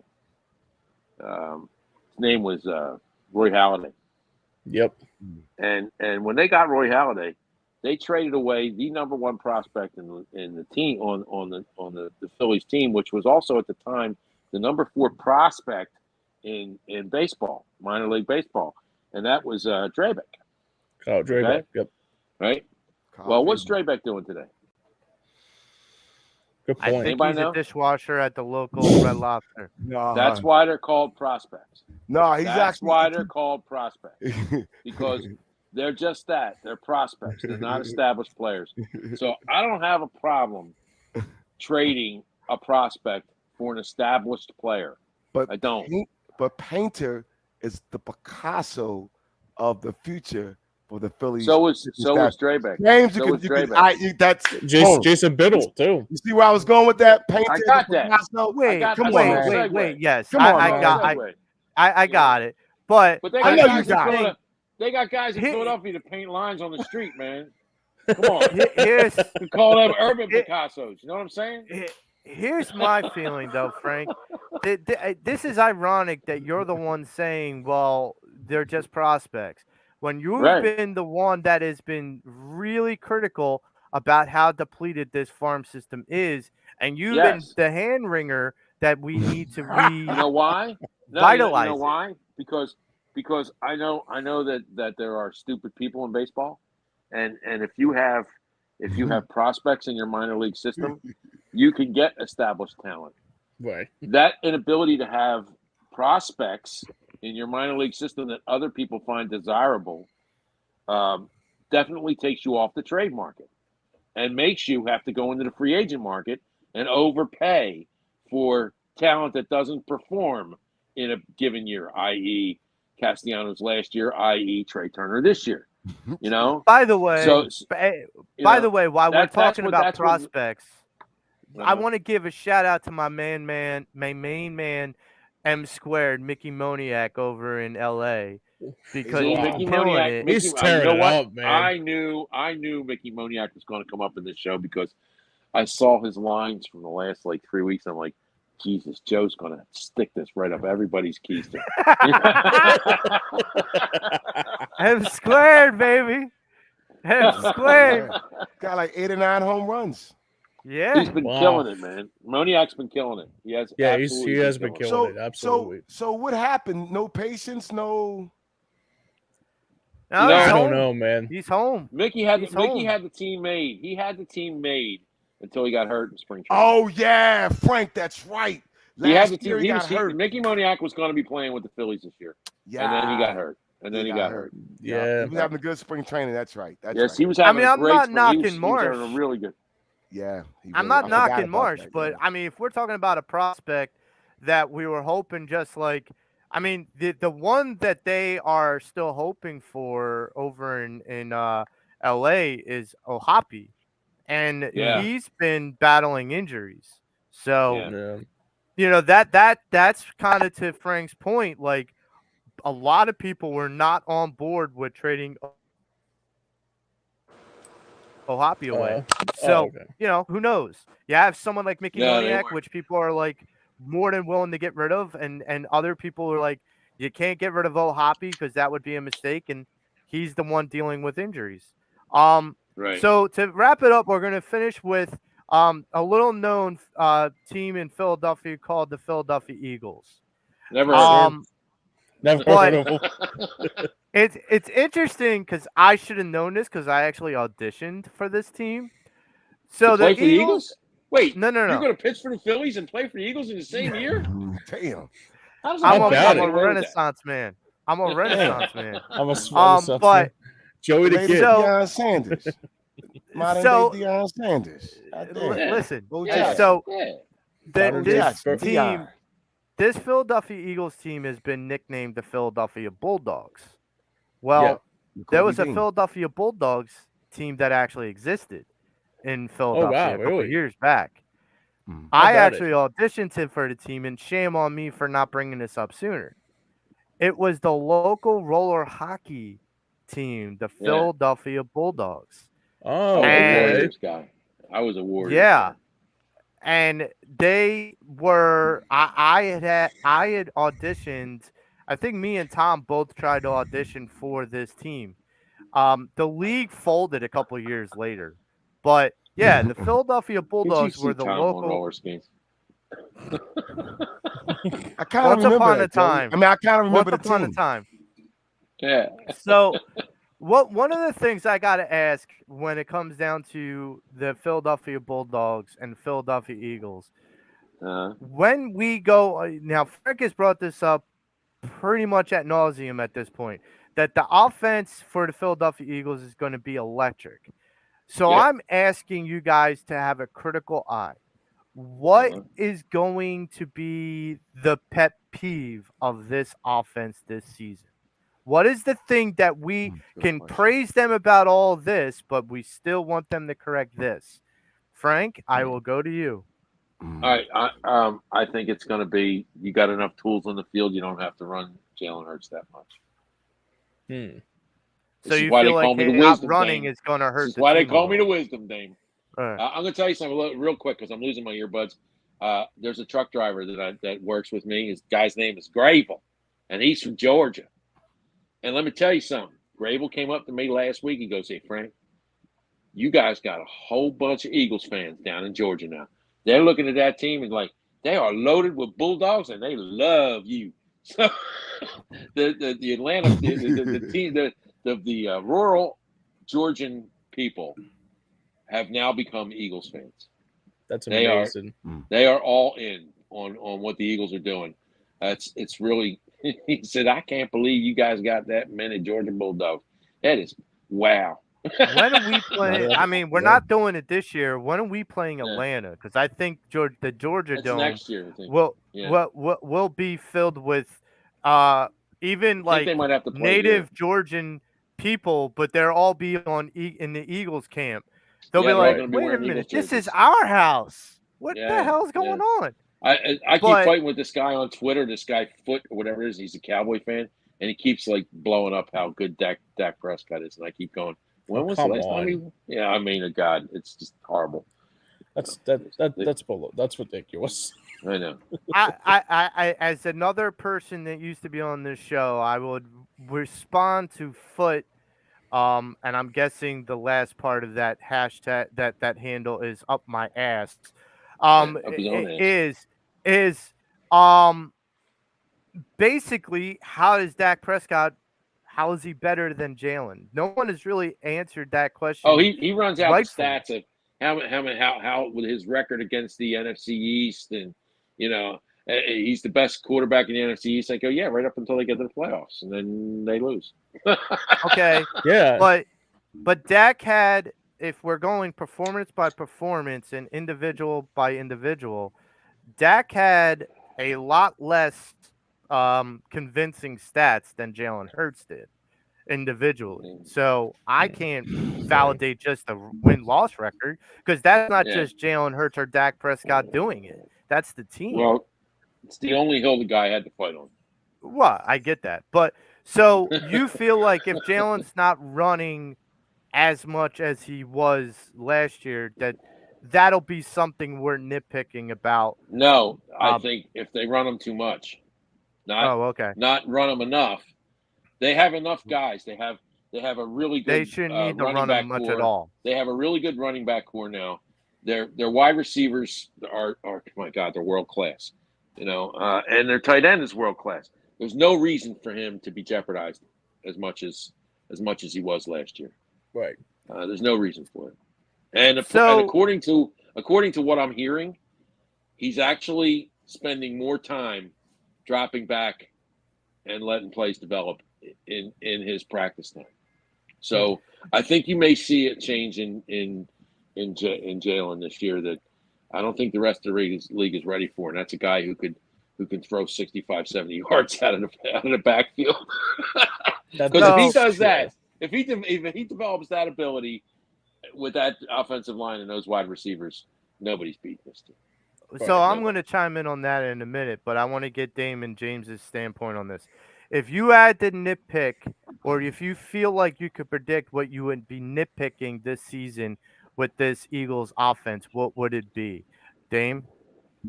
I'm going to piggyback off what Frank said. Yeah, and it was the first thing when you asked the question that came to my mind. I want to see less of him running. Yeah, I'm not saying he doesn't have to, because that's football. At times, play breaks down, boom. But what it does, Frank's absolutely right. You have a great offensive line is only going to get better. You have your receivers, your tight end, and you have a plethora of running backs and guys that can now catch out of the backfield. So instead of that run, that which they really wanted to do last year, and they didn't do it enough. The other thing, Joe, that I like about it, because teams have a quote unquote spy on him. That's gonna open up so many things, because that quote unquote spy thinks he's going to run, but he didn't hit Swift. He didn't hit Goddard. He didn't hit, AJ Brown. So yeah, that's mine. I don't need to see him. I don't need to see Chicago again. Yeah. I don't need that again. No, I don't want to see that again either. Yeah, James, where do you think this is going to be nitpicked? I'm not the direction that it's going to be nitpicked in the secondary, because I still don't know what the concern is for that, but obviously, I think the one takeaway is that they do a top 25 list on Birds Huddle, on our affiliate of NBC Sports Philadelphia, and they brought up Avonte Maddox. If Avonte Maddox can stay healthy with Ringo and Slay and Bradbury, this defense this secondary could be the closest we had since Dalk and Bobby and Troy, going back to when I was younger. But I think that's the only thing I take out of that. So the you one thing wouldn't I nitpick anything on offense? You wouldn't nitpick anything? You not think that there's really. okay. This offense is So going to be good, Joe.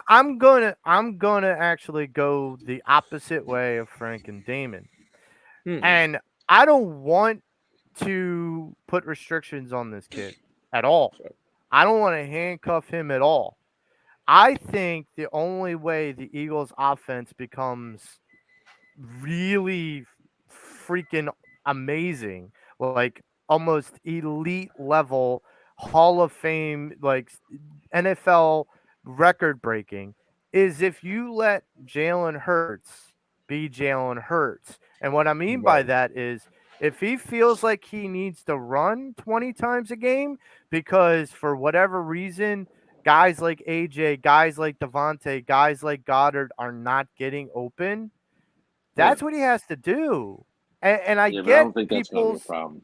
I get that people feel like, well, that would be a mistake. Mhm. Why? Because this guy's already proven that he can be that dual threat. Some people feel like when I say dual threat, that it weighs heavier on the run game than it does on the pass game. No, it Right. just means that you're getting that defense to think about it. That you're getting Well, they're that always going to defense think to about it with him second on the guess it. field. Right. But Lamar Jackson, if Lamar Jackson's on the field, you're almost predicting run over pass. I Right. want the defense to look over at Jalen Hurts and go, we don't know. We don't know. They He don't he know. could throw it and he could throw and here's something that I feel like what you're saying, Frank, you're gonna love me saying this. Uh-oh. You said that if Jalen Hurts can get to a point where he can drop back and maybe throw the ball 50 or 60 yards Mhm. downfield, you Right. have the best mentor and the best backup quarterback to teach him how to do that in Marcus Mariota. Because I like Marcus Mariota. Mariota Yeah, I like has Mariota. a cannon, Yeah, he and he does. always has. Now, Right. Marcus doesn't have the athletic ability like Jalen, but he can He teach used to. Jalen how to He be. used to. Yeah, yeah. But Jalen, he could teach Jalen how to conduct himself correctly with his arm slot and everything when it comes down to throwing deep. You can't coach speed, but you can train strength. You Yeah, he can can. train to get stronger. Yep. That Yep. that is something that is an inevitability. And so that makes me cognizant that I want him to be him, regardless of what Right. the game plan might deem. I'm waiting If for the game, and I know this is going to happen against San Francisco. Where he drops back to throw a pass, right, and he's got the middle linebacker frozen, right, and then he takes 2 steps forward and draws the ball down a little bit, and the middle linebacker goes, okay, he's running now, so I got to cover this 5 yards, and he stops and whips it 50 yards. It's like you're right in your face, pal. That's what I'm Right. waiting for. I That's what I'm Oh, waiting that's for. that's gonna happen. I That's gonna think happen. I think this guy, damn it, who was I talking to yesterday?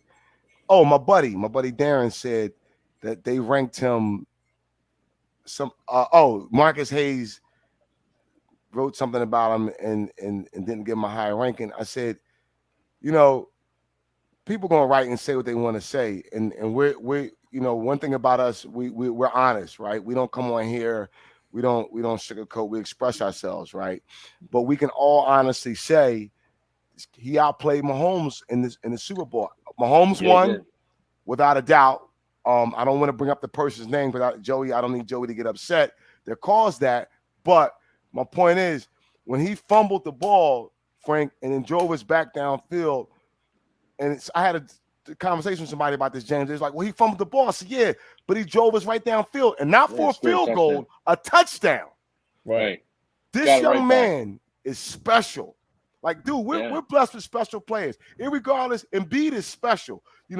The Phillies, Harper, and those dudes we're blessed with special players. Yeah. On our teams.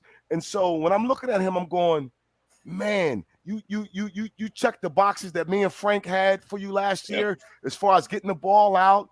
Checked every box. checked checked every every box box. and some. Yeah. Dude, now I could just sit back and go, what are you going to give me next? Did you hear? What are you going to Kelsey give said? me next? Did you hear what Kelsey said about him? Mm-mm. Kelsey was asked this week about Hurts, and he goes, "He's not going to tell you something." He said, "Jalen Hurts is beating himself up because of the way he played in the Super Bowl."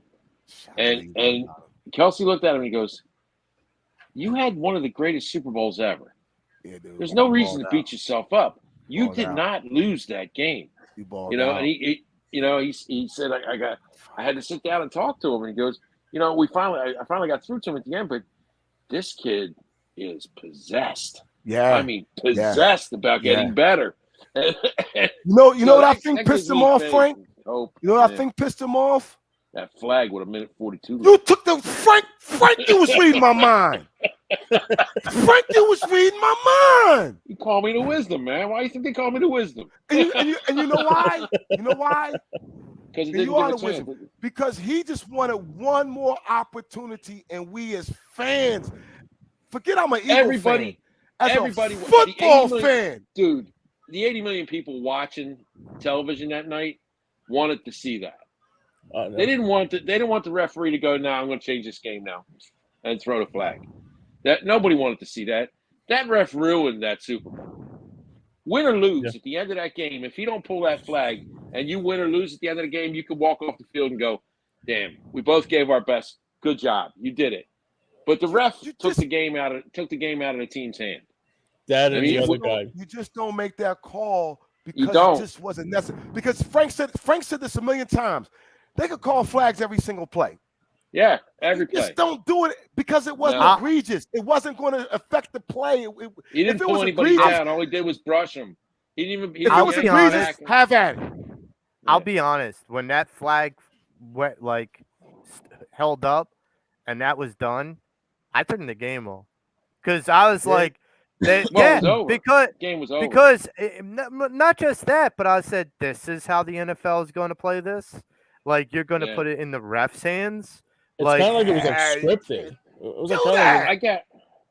Like, why would you do that? You know. So I mean, and like a referee, and I'm not just saying this as an Eagle fan. This is the football fan to me. If that had been Seattle versus Kansas City, it's the legitimate football fan in me, Dame. It is because. But it's also the sports fan. I'm not. This doesn't have anything to do with just football. Oh, I agree. All of that. But like, if you are an official that has had the experience in a and because if you're in the championship game, you are a good official. I mean that is the bottom line. So if you're a good official, then you should know, not ought to know, not need to know. You should know that you should not get involved in being the balance of power of whether one team wins or one team loses. Period. Not at that moment. And like, regardless of how egregious or not egregious, that is subjective. But the thing that's not subjective is you could have not blown the whistle. You could have not the problem thrown with the flag. Joe, the problem was they let them play the whole game until that point. Yep. They let him play the whole game. So then why stop? Why I don't know whether that got a question. Maybe that guy had money on the game. I don't know. I mean, it's shady to me. It's shady to me that he would pull a flag at that moment, because he has to know. He has to know if this foul isn't egregious, I'm gonna get ripped up for this. Okay, and he did get ripped up for it. Because it wasn't egregious and it looks bogus. It just looks bad. I'll be honest. Like, you don't get in the way of a game to that magnitude. Yeah. A game that was played. You don't become the story. You don't become the story.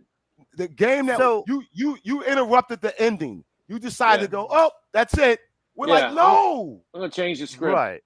We're like, no, it's you got Michelangelo and Monet out there painting masterpieces up and down the field.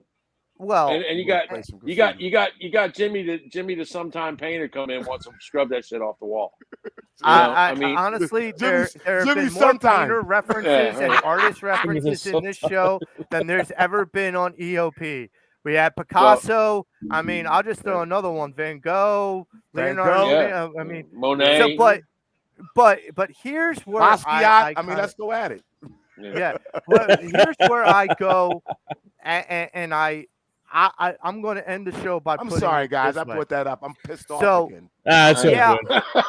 I'm pissed off about it too, man. I'm still pissed off about Oh, No, I'm as I mad about believe- it. Look, that's game 6 to me, dude. yeah. That's I'm game pissed I off. believe Good point. that Jalen is going to work harder in this offseason that he did the previous, and that's saying a lot because he made a big leap. So, Dude. my question to wrap up the show with you guys is: do you think that because you know how Jalen is and what you've already seen, the body of work, do you think this team is prime? And it may be a big leap for some, but maybe not for all. Primed to go back to the Super Bowl this coming year. I think they are. No question. I think they are. I don't think there's Yeah. anybody in the NFC can beat them. No. I said at the end of this season, if nothing else, moving forward, Joey, to me, it'll be that regime with Andy Reid. We'll at least be in the running, and at some point we'll get over the hump. We'll Yeah. at least be in the NFC Championship. I just right now, again, this kid, which Frank just said about Kelsey and had to talk this. See, people. I was telling my buddy, like Michael Jordan was wired differently. Mm-hmm. So is this kid. Yeah, he's wired the same way. Like some dudes, Yeah. like how we talk about losing, like he can't sleep. He just got paid $271. Yeah. And he's like, all right, thank you. Let's get to work. I gotta It's win. just money. Yeah, it's just paper to him. That's paper. Yes. I gotta win. Yeah, they gotta win. That's dope to me, I will man. never forget the It's report dope. that I heard the day after he was signed. And it came out about what went on in the office of Howie Roseman after that contract signing. It was an hour-long meeting, and the nuts and bolts of the meeting consisted of just Howie talking to Jalen about what his expectations are going forward. Because as the general manager, Howie has to try and fulfill his end as much Right. as Jalen's going to try and fulfill his. The Right. contract was signed towards the end part of that meeting, and Jalen turns up, signs his John Hancock, turns up at Howie and says, "When do I get to work?" And that's a guy that basically turns and says, "This means nothing other than you sending me a check. That's Right. not what I came here to do. I came here to I came here get to be chips. something. Yeah. Yeah, I Joe, came they here said to he was get in- chips." They said he was looking at film. I could be wrong. Either the night they got back from the Super Bowl or the very next day. They said he was. Wouldn't he was- surprise me. He was in there like. He went to the NovaCare the night that they flew back. That's what I thought. I heard that. Yeah, I heard So that correctly. he spent Yeah. the night at the NovaCare complex. That's why when Howie Because came it ate in him. the It next, ate at him. the next day when Howie came in, Yep. because Howie goes in pretty much every day, he'll go in, and he went in and he saw Jalen walking around, and he's Yeah. like, "Okay, what are you doing here? That's the Like, story I heard. I came in to get some stuff before I went home. What are you doing here?" He's like, "I was looking at the film." So he, at that moment, that's when Howie's like, "Well, why I got you? Can we lock down a meeting for your contract?" He's like, yeah, and put it on the books. And he walked back into the video room. He wasn't concerned about the contract. He knew that would get done. Paid. That's He amazing. knew he Right. was gonna get He paid. knew that was going to get done. That Amazing. wasn't eating at him. The money wasn't eating at him. The thing that's eating at him is the money on He the lost. he always says it. Money on the table. He left money on the table in that Super Bowl. So Yeah. he felt like, I got to figure out how I leave no money on the table. I'm Yeah. taking the whole damn pot, and Yeah. everyone's going to be broke other than me. Because Listen, I got to cut out, guys. I got to babysit my granddaughter, so I got to cut out. So All right, yeah, Frank, good stuff. we're gonna wrap it up for today. I wanted to wish everybody a happy 4th of July. Be safe. Yeah. Please no Justin Tuck incidents. Please no losing Disappear, Paul. Yeah, real quick. Fingers. Happy anniversary to my wife Sahara. 16 years of marriage. I love Oh, you. happy anniversary! Happy anniversary. Absolutely. Thank you, guys. Happy All right, guys. Great anniversary. show. Thank All you. right, Thank you. boys. For Gotta roll, Damon boys. Salim, Frank Finnegan, James Scores, and Tom Kelly, I'm Joe Marks. We are the Pattison Ave Phanatics. Happy 4th of July. Let's go, Phils, and we are out.